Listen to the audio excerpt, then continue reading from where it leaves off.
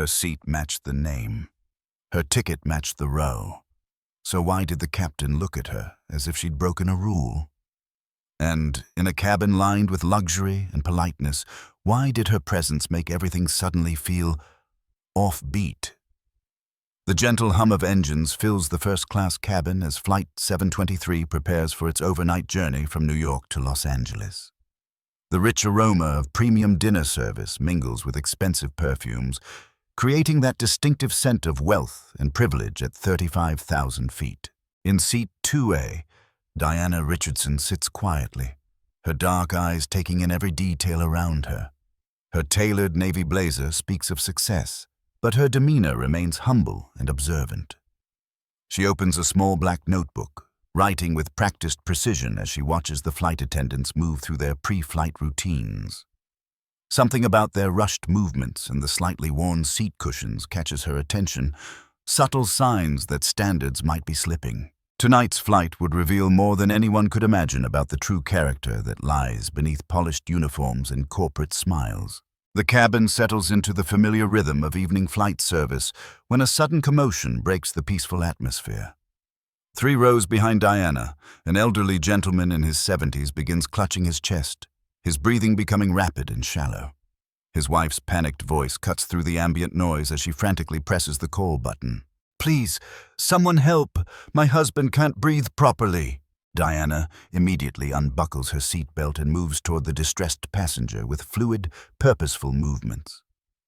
Her years of emergency training kick in as she kneels beside the man, her voice calm and reassuring. "Sir, I need you to try to slow your breathing. Can you tell me if you're experiencing any chest pain?" She gently checks his pulse while speaking in measured tones. "I'm going to need you to lift your legs slightly and lean back. That's it. Just focus on taking slow, deep breaths." The elderly man's color begins to improve slightly as Diana continues her assessment. "Do you have any history of heart conditions? Any medications you're currently taking?" Her questions are precise, methodical, clearly those of someone with medical knowledge. "I have my pills in my carry-on," the man whispers, pointing toward the overhead compartment. Diana reaches up to retrieve the medication when a commanding voice booms from behind her. "Excuse me, who gave you permission to leave your seat?" Captain James Whitfield strides down the aisle, his uniform pristine and adorned with the golden stripes that mark his senior status. His salt and pepper hair is perfectly groomed, and his blue eyes carry an unmistakable air of authority mixed with something far less pleasant. Diana turns calmly, still holding the elderly man's medication. "This passenger is experiencing what appears to be a cardiac episode. I have medical training and "I don't care what training you think you have," Whitfield interrupts, his voice rising. "Return to your seat immediately. Flight crew will handle this situation." The captain pushes past Diana, causing her to step back from the patient. His movements are aggressive, territorial, as if her very presence challenges his authority. "Sir, with respect, I have certification in emergency medical response and experience with in-flight medical situations," Diana responds, her voice remaining steady despite the captain's hostile demeanor. "According to Federal Aviation Administration regulations regarding medical emergencies during flight, any qualified individual should—" "Don't you dare lecture me about aviation regulations, young lady." Whitfield's face reddens as he points an accusatory finger at Diana. "I've been flying for 28 years, and I don't need some passenger telling me how to run my aircraft." The elderly passenger's wife looks between them with growing alarm. "Please, both of you, my husband needs help." Diana attempts to step forward again. "Captain, I understand your position, but this man needs immediate attention. His nitroglycerin should be administered within the next few minutes to prevent—" "That's enough!" Whitfield's voice echoes through the cabin, causing other passengers to turn and stare. "I said return to your seat. This is not your concern." Sarah, a young flight attendant with auburn hair and nervous eyes, appears beside them carrying a basic first aid kit. Her hands shake slightly as she witnesses the confrontation between the captain and the passenger. "Captain Whitfield, maybe we should—" Sarah begins tentatively. Miss Chen, escort this passenger back to her seat, Whitfield commands, without taking his eyes off Diana. She's interfering with crew operations. Diana's jaw tightens almost imperceptibly, but she maintains her composure. Captain, I'm simply trying to help a passenger in medical distress. I have the qualifications and experience to— I don't care if you're a brain surgeon, Whitfield snaps. On this aircraft, I am the final authority, and I'm telling you to sit down and mind your own business. The tension in the cabin is palpable now. Other first-class passengers have stopped their conversations, some reaching for their phones to record the increasingly heated exchange. The elderly man continues to struggle with his breathing while his wife pleads for someone to help. Diana glances at the patient, then back at the captain. Her next words are chosen carefully, professionally. Sir, I understand chain of command. However, when it comes to passenger safety and medical emergencies, Federal Aviation Regulation Part 121 clearly states that qualified medical personnel should be utilized when available. Whitfield's eyes narrow dangerously. Are you questioning my judgment? I'm questioning whether pride should come before a passenger's life, Diana replies quietly. But her words carry through the cabin like a challenge. The captain's face flushes deeper red. His hands clench into fists at his sides as he takes a step closer to Diana, invading her personal space in a clear attempt at intimidation. Listen here. You need to understand something about respect and authority, he hisses through gritted teeth. People like you think you can just waltz onto my plane and start giving orders. But that's not how this works. The phrase, people like you, hangs in the air like a toxic cloud, its implications clear to everyone within earshot. Diana's expression remains calm, but something shifts in her eyes, a flash of steel that suggests this isn't the first time she's encountered such prejudice. Captain, I'm not giving orders. I'm offering assistance to a passenger in need. If you prefer, I'll step back, but please ensure he receives proper medical attention immediately. Whitfield scoffs. I don't need advice from someone who probably doesn't even belong in first class. The insult hits its mark, and several passengers gasp audibly. Sarah covers her mouth with her hand, horrified by her captain's words. Diana straightens to her full height, her dignity intact despite the verbal assault. I see, she says quietly. Well, Captain, I hope your medical training is more current than your people skills. The captain's face contorts with rage at Diana's subtle rebuke. The professional mask he's worn throughout his career begins to slip, revealing something ugly underneath. His breathing becomes heavy, and his voice drops to a menacing whisper that somehow seems more threatening than his earlier shouting. What did you just say to me? Diana doesn't back down. Instead, she reaches into her purse and pulls out a small leather wallet, flipping it open to reveal official credentials. I said I hope your medical training is current, because mine certainly is. Whitfield glances at the credentials, but his anger prevents him from processing what he's seeing. I don't care what fake documents you have. You're going back to your seat, and you're going to stay there for the rest of this flight. Captain, Sarah interrupts nervously. Maybe we should listen to her. The passenger really doesn't look good. The elderly man has grown paler, his breathing more labored. His wife is now crying openly, begging for someone to help her husband. Other passengers are becoming increasingly agitated by the scene unfolding before them. Diana tries once more to approach the patient, but Whitfield blocks her path with his body. I told you to stay back, and I'm telling you that this man could be having a heart attack. Diana responds firmly. Every minute we waste arguing could be the difference between— Shut up, Whitfield roars. Just shut up and do what you're told. The cabin falls silent except for the elderly man's labored breathing. Even the flight attendants freeze, shocked by their captain's outburst. Diana's calm demeanor seems to infuriate Whitfield even more. You know what your problem is, he continues, his voice dripping with venom. You people always think you know better.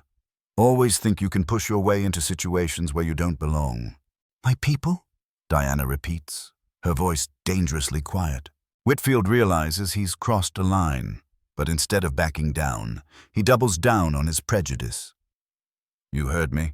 Coming into first class, probably with some discounted ticket, thinking you can tell experienced professionals how to do their jobs. A businessman in seat 3C stands up, his face flushed with anger. Captain, that's completely inappropriate. Sir, please return to your seat. Whitfield snaps without taking his eyes off Diana. Diana takes a deep breath, her training in crisis management evident in her controlled response. Captain Whitfield, I'm going to ignore your personal attacks because there's a man here who needs medical attention. Whether you like it or not, I have the training to help him. She moves to step around the captain, but he grabs her arm, roughly. You're not going anywhere. The contact is aggressive, clearly crossing professional boundaries. Sarah gasps, and several passengers begin reaching for their phones to record the incident. Captain, please let go of me, Diana says calmly, though her voice carries a warning. I'll let go when you understand who's in charge here, Whitfield replies, his grip tightening. Diana looks down at his hand on her arm, then back up at his face. When she speaks, her voice is deadly calm. Captain, you have exactly 3 seconds to remove your hand before this situation becomes something you'll regret for the rest of your career. Are you threatening me? I'm giving you an opportunity to make the right choice. Whitfield's ego won't allow him to back down in front of the cabin full of passengers. Instead, he yanks Diana away from the elderly passenger more forcefully. The only choice you need to make is whether you want to cooperate or whether I need to have you restrained for the rest of the flight. Diana stumbles slightly but regains her balance immediately. Her composure is remarkable, but there's something in her eyes now that suggests Captain Whitfield has made a serious error in judgment. Captain, she says, her voice carrying a new authority, I strongly suggest you reconsider your actions. And I strongly suggest you remember your place. The elderly man's wife suddenly cries out, He's not breathing properly. Please, someone help him. Diana immediately moves toward the patient again. But Whitfield blocks her path once more. This time, his actions are even more aggressive as he shoves her backward. I said no! The push is hard enough to make Diana catch herself against a seat back. The cabin erupts in shocked gasps and angry murmurs. Several passengers are now openly filming the confrontation. Sarah finds her voice. Captain, this isn't right. She's trying to help. Miss Chen, if you can't support your captain, perhaps you should consider finding a new job. Diana straightens her blazer and looks directly at Whitfield. When she speaks, her words are measured, professional, but carry an unmistakable edge. Captain, what you've just done constitutes assault on a passenger. I hope you understand the legal ramifications of your actions. Whitfield laughs bitterly. Legal ramifications? From you? Do you have any idea who I am? I've been flying for this company since before you were probably out of high school. And do you have any idea who I am? Diana asks quietly. The question hangs in the air, but Whitfield is too consumed with his own rage to consider its implications. I know exactly what you are, he snarls. You're an entitled passenger who thinks she can disrupt my flight and disrespect my crew. Diana reaches into her purse again, this time pulling out a business card holder. She extracts a card and holds it out to Whitfield, but he slaps it away without looking at it. I don't want your card. The card flutters to the floor, landing face up near Sarah's feet. The young flight attendant glances down and her eyes widen in shock as she reads the text. Diana's voice remains steady. Captain, you should have looked at that card. I don't need to look at anything you have to show me. Behind them, the elderly man's condition continues to deteriorate. His wife is now screaming for help, but Whitfield seems oblivious to everything except his confrontation with Diana. This is your last warning, Diana says, her tone shifting to something that sounds almost official. Step aside and allow me to provide medical assistance to that passenger or face the consequences of your actions. Whitfield's response is swift and shocking. His hand strikes Diana's cheek with a sharp crack that echoes through the cabin like a gunshot. The slap is vicious, born of rage and prejudice. Diana's head snaps to the side from the force, and a red mark immediately begins to form on her dark skin. The cabin falls into absolute silence, except for the sound of the elderly man's labored breathing. Diana slowly turns her face back toward Whitfield, her hand gently touching her cheek. Her expression is calm, almost serene, which seems to unnerve the captain more than anger would have. "Captain James Whitfield," she says quietly, her voice carrying clearly through the silent cabin. "You have just made the biggest mistake of your career." Sarah bends down to pick up the business card that Whitfield had slapped away, her hands trembling as she reads the elegant script. Her face goes white as a sheet, and she looks up at Diana with a mixture of awe and horror. "Oh my God," Sarah whispers, her voice barely audible.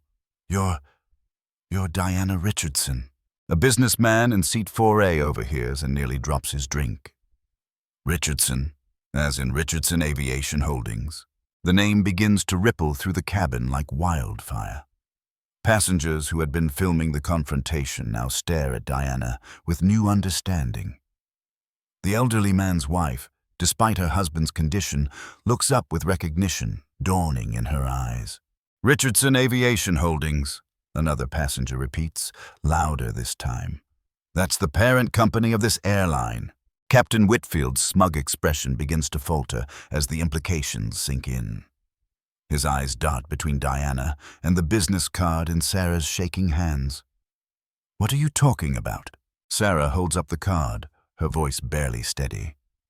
"Captain, this is Diana Richardson. She's the Chief Executive Officer of Richardson Aviation Holdings.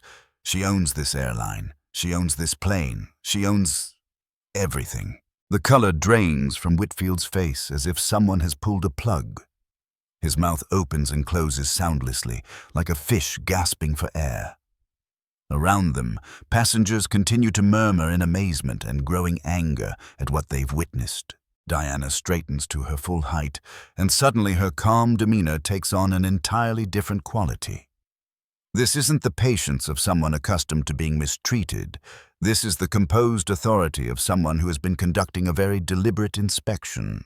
"Captain Whitfield," Diana says, her voice now carrying the unmistakable tone of corporate authority. "I am indeed Diana Richardson, Chief Executive Officer of Richardson Aviation Holdings. This airline, this aircraft, and your position all fall under my direct oversight." Whitfield's knees seem to wobble. That's impossible. You can't be." "I can assure you, I am exactly who Miss Chen says I am." Diana reaches into her purse again, this time producing an official company identification badge. "I was conducting an unannounced quality assessment of our first-class service when you chose to demonstrate the most appalling display of unprofessionalism I have witnessed in my 15 years with this company."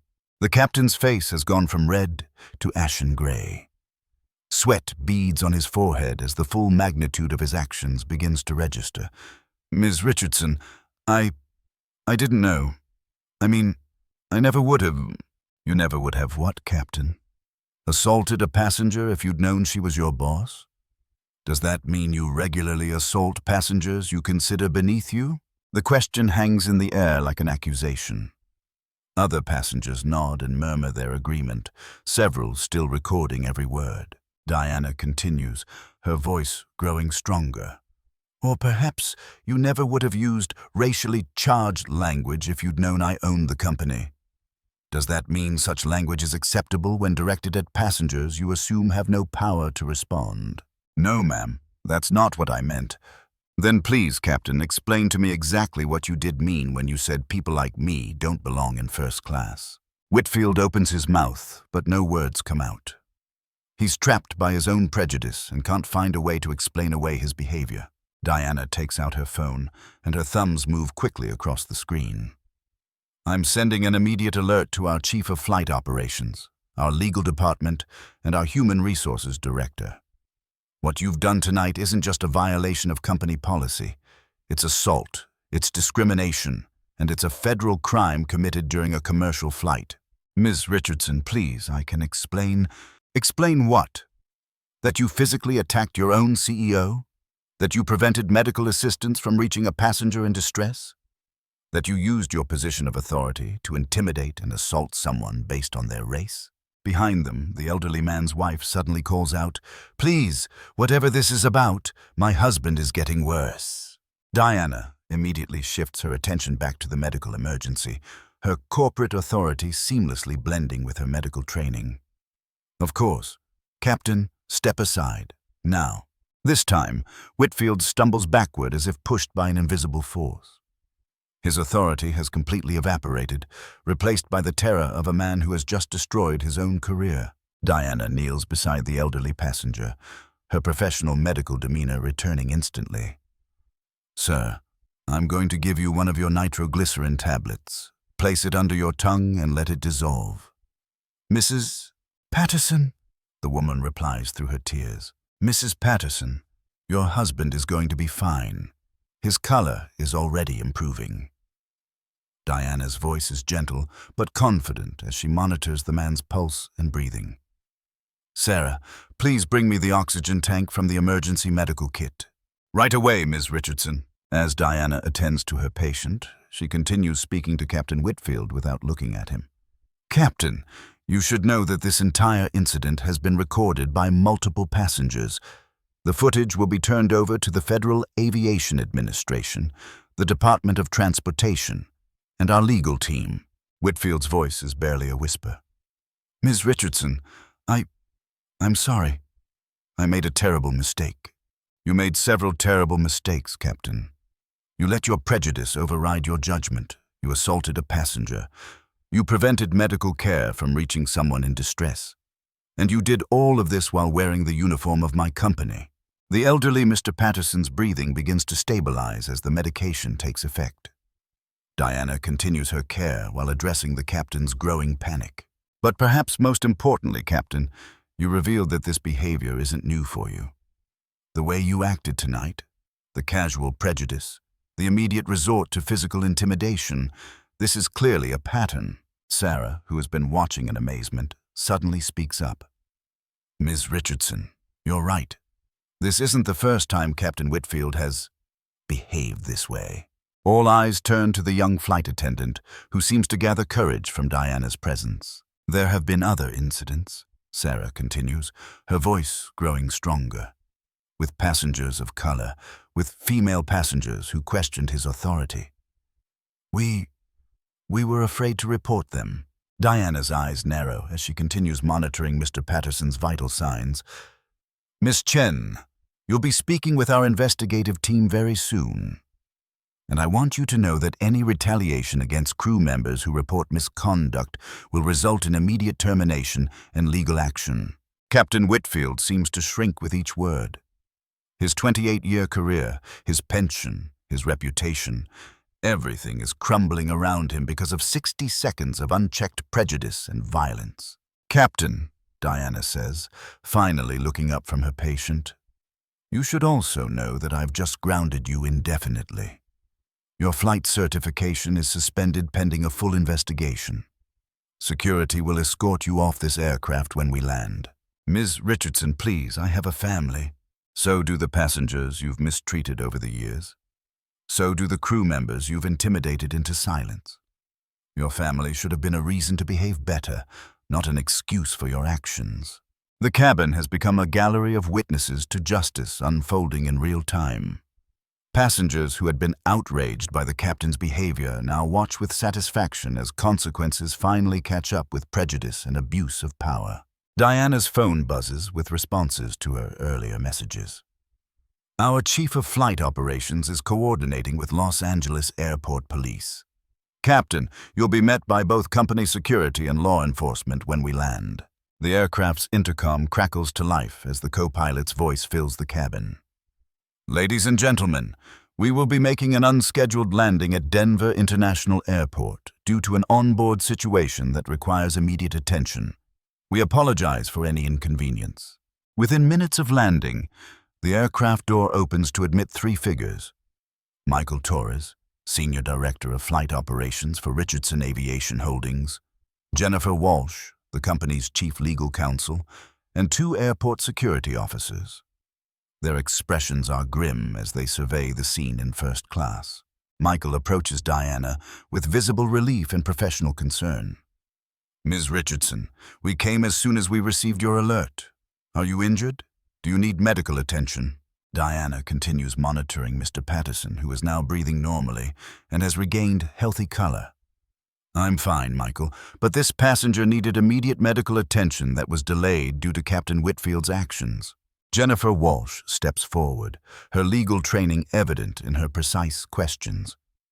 Ms. Richardson, we've reviewed the preliminary reports, but I need to document this officially. Can you describe exactly what occurred? Before Diana can answer, Sarah steps forward with remarkable courage. Ma'am, I witnessed everything. Captain Whitfield prevented Ms. Richardson from providing medical assistance to this passenger. He used racially charged language, he physically restrained her, and then he struck her. The legal counsel's expression hardens. He struck you. Diana touches her cheek, where the red mark from the slap is still visible. Yes. In front of approximately 20 witnesses, with multiple passengers recording the incident. Captain Whitfield, who has been standing in silence since the arrival of company officials, finally finds his voice. There's been a misunderstanding. I didn't know who she was. If I had known. Captain Whitfield, Jennifer interrupts sharply, I strongly advise you to remain silent until you have legal representation. Anything you say now will be included in our report to federal authorities. Michael Torres addresses the captain with cold professionalism. Captain, as of this moment, you are suspended from all flight duties pending a complete investigation. Your airline transport pilot license is under review, and you will face disciplinary action up to and including termination. You can't do this, Whitfield protests. I've been flying for 28 years. I have an unblemished record. Sarah finds her voice again, stronger now with support from company leadership. That's not true, Captain. There have been complaints before. Passengers who felt uncomfortable, crew members who were afraid to speak up. Another flight attendant, Marcus, steps forward from the galley. She's right. I've worked with Captain Whitfield for 3 years, and I've seen him treat passengers differently based on their race, their gender, their apparent income level. A third crew member nods in agreement. He's created a hostile work environment for months. We were just afraid to report it because he threatened anyone who questioned his authority. Jennifer Walsh takes detailed notes as each crew member speaks. This pattern of behavior suggests systemic misconduct that goes far beyond tonight's incident. Michael Torres pulls out his phone. I'm contacting HR immediately. We need to review every complaint, every incident report, every passenger feedback form from flights Captain Whitfield has commanded in the past 5 years. Please don't do this, Whitfield pleads, his earlier arrogance completely gone. I was having a bad day. The passenger was disrupting my cabin authority. I reacted poorly, but it won't happen again. Diana finally stands, having ensured that Mr. Patterson is stable and comfortable.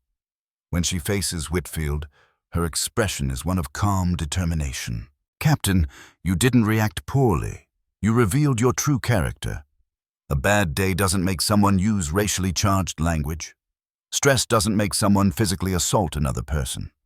These actions came from beliefs and attitudes you've harbored for years. She turns to address the gathered officials. I want a complete audit of every flight crew member in our system. Anonymous reporting channels, mandatory sensitivity training, and zero tolerance for discrimination or assault. We'll implement those changes immediately, Michael assures her. The airport security officers step forward.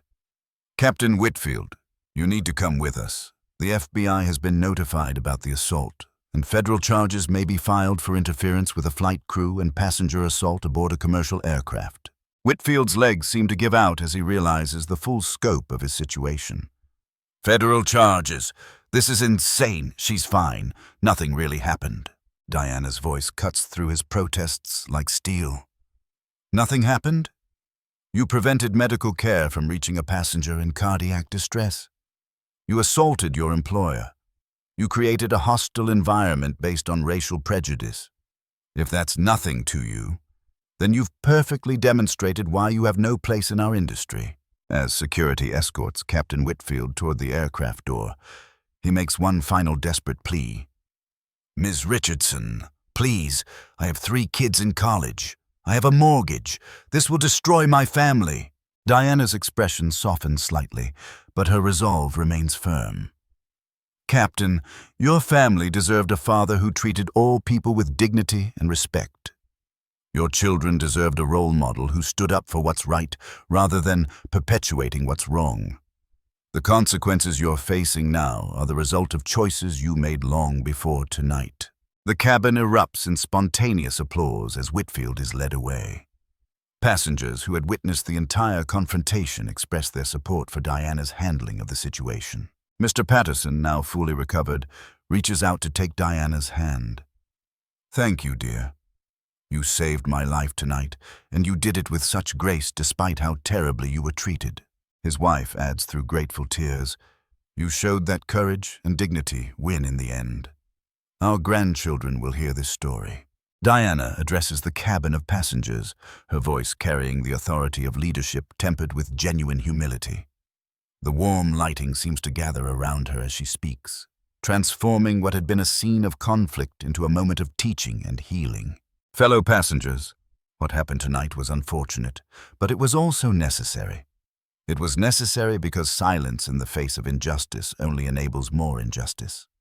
It was necessary because every person on this aircraft, regardless of their race, their background, or their position in life, deserves to be treated with dignity and respect." She pauses, allowing her words to settle in the minds of those listening. Around her, passengers nod in agreement, many still recording her remarks. "I don't take pleasure in what happened to Captain Whitfield. His career is over, his family will suffer, and his life will be forever changed. But those consequences were earned through years of choices. Choices to harbor prejudice, to abuse power, and to treat fellow human beings as less than equal." Mrs. Patterson speaks up from her seat. "You showed us what real leadership looks like. Standing up for what's right, even when it's difficult." Diana smiles gently at the elderly woman.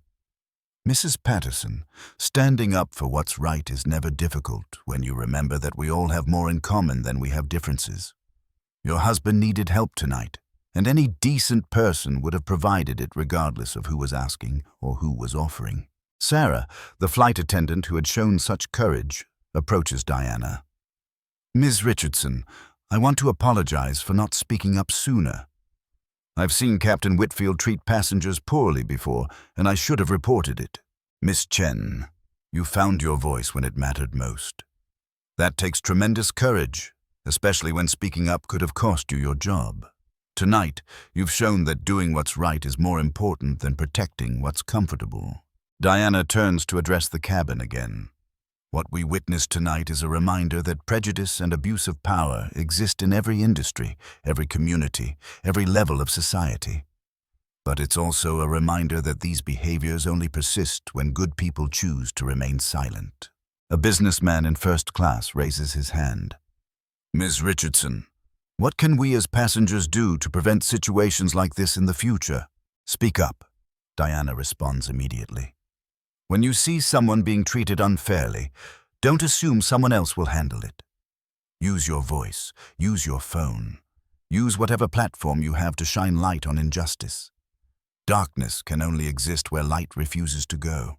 Michael Torres steps forward. "Ms. Richardson, our preliminary investigation has already uncovered 3 formal complaints against Captain Whitfield that were filed but not properly investigated. We're implementing immediate reforms to our reporting and investigation procedures." Diana nods approvingly.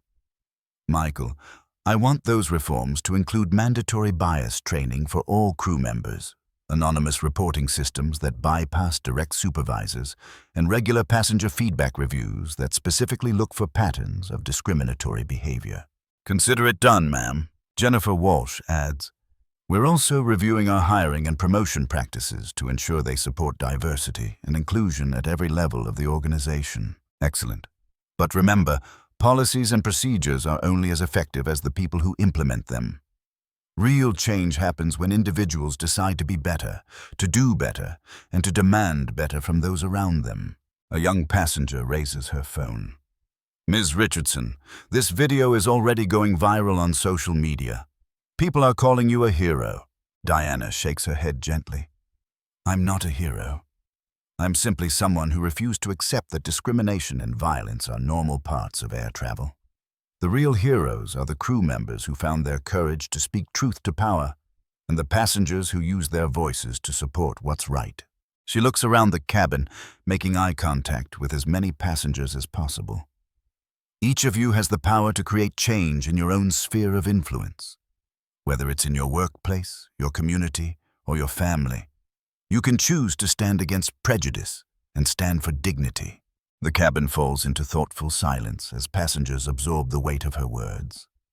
Diana continues, her voice growing stronger with conviction.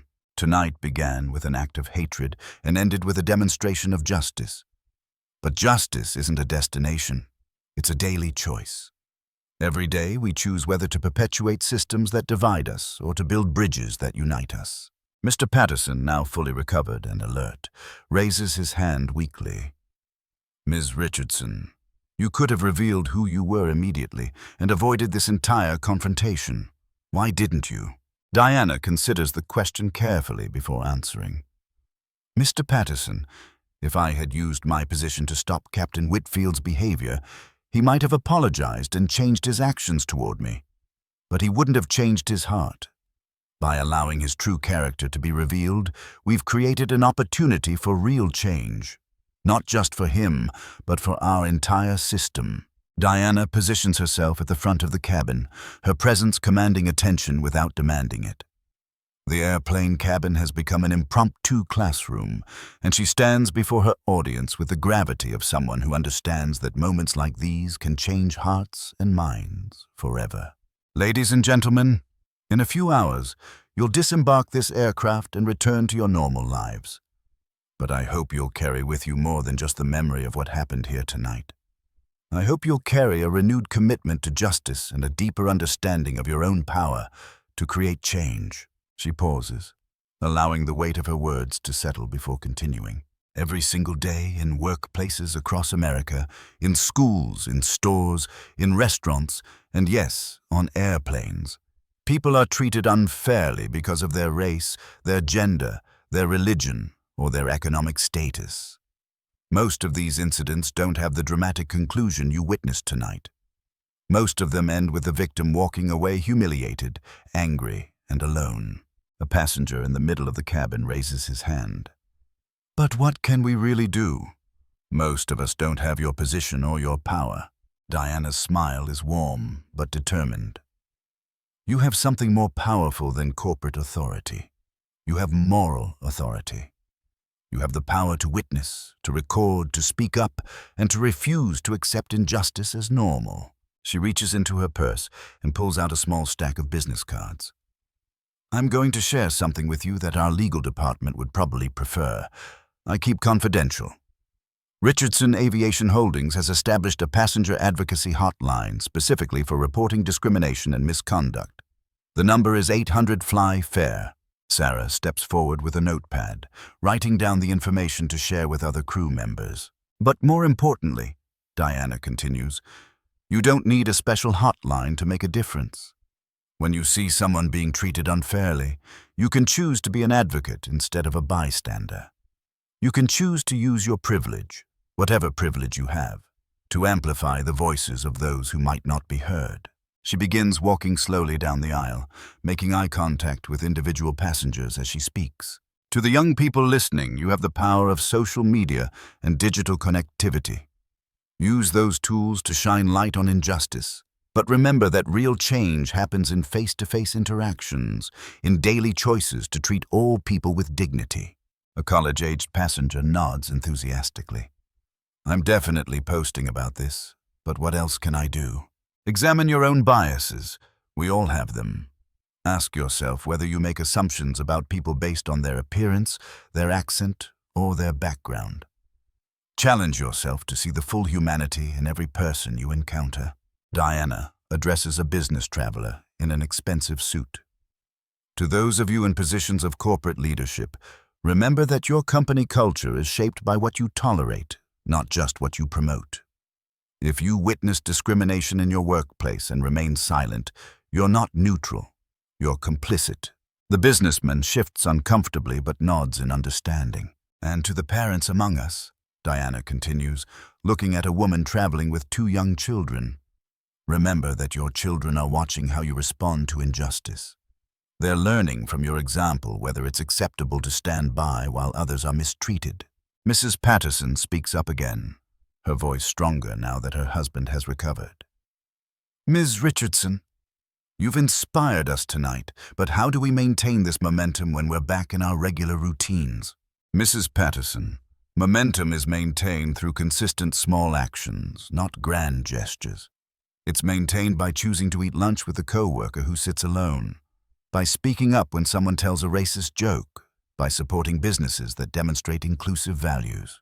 Diana returns to the front of the cabin, her voice growing more passionate with each word.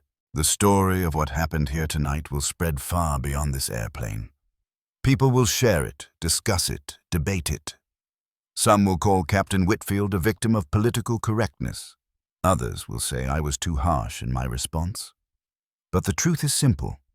No human being should be treated the way I was treated tonight, and every human being deserves the dignity and respect that should be basic standards in a civilized society. She pulls out her phone and opens a social media app. I'm posting the passenger advocacy hotline number on all of our company's social media platforms. But I'm also creating a personal hashtag #ChooseJustice, for people to share their own stories of standing up against discrimination or witnessing others do so.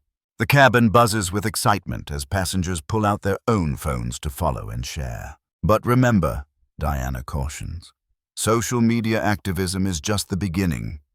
Real change happens when you vote for leaders who support equality, when you spend your money with companies that demonstrate inclusive values, when you raise your children to see character instead of color. Michael Torres steps forward with an update. Ms. Richardson, I've just received confirmation that Captain Whitfield's certification has been permanently revoked by the FAA.